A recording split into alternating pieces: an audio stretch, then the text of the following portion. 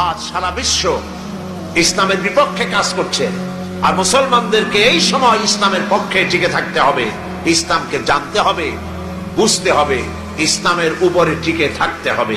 তাহলেই আমাদের বিজয় অতি সন্নিকট। আমার তো মনে হয় আর বেশি দেরি লাগবে না, ইসলামের বিজয়ের একটা সময় এসে গেছে ইনশাআল্লাহ। মায়ের যখন প্রসব যন্ত্রণা শুরু হয় তখন বোঝা যায় বাচ্চা হইতে আর সময় লাগবে না, ঠিক কিনা? ঠিক কিনা? আজ পৃথিবীর প্রসব যন্ত্রণা শুরু হয়েছে, তাম পৃথিবীর চতুর্দিকে মুসলমানদের উপরে জুলুম অত্যাচার শুরু হয়েছে।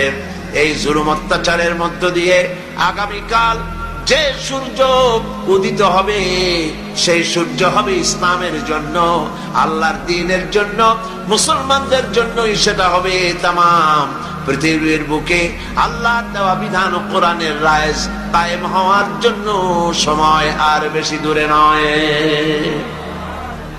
এজন্য মুসলমানদেরকে ঐক্যবদ্ধ হয়ে নবীর পথ ধরতে হবে, নবীর রাস্তা ধরতে হবে।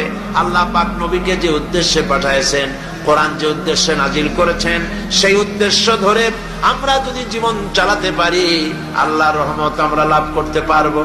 আল্লাহ পাক আমাদেরকে, আল্লাহ পাক বলেছেন কোরআনে কারীমের মধ্যে, ওয়া কানা হাক্কান আলাইনা নাসরুল মুমিনিন।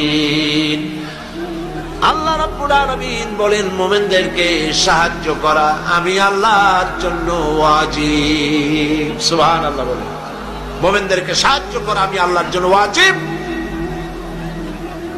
মুসলমান বেশি হওয়া লাগবে, সৈন্য সংখ্যা বেশি হতে হবে, অস্ত্র বেশি হতে হবে। আল্লাহ পাকে বলি বলেন অস্ত্র লাগবে, এটা ঠিক, অস্ত্র লাগবে। কিসের জন্য? দিন প্রতিষ্ঠার জন্য। কেউ যদি আমাদের মারে তাহলে আমরা তো আর বসে বসে আঙ্গুল চুষতে পারবো না, কি বলেন ঠিক কিনা?